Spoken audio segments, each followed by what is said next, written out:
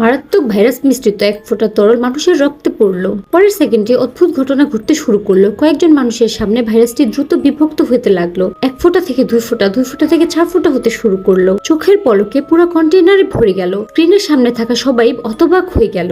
যদি এই ঘটনা থামানো না যায় তাহলে ভয়ঙ্কর ঘটনা ঘটে যাবে। বেঁচে থাকার জন্য মহিলাটি দ্রুত একটি নাইট্রোজেন ট্যাঙ্ক নিয়ে এলো আর কোনো দেরি না করে সরাসরি স্প্রে করা শুরু করলো। 2 বছর 6 মাসের চেষ্টার পর অবশেষে ভাইরাসটি জমিয়ে ফেলতে সফল হলো।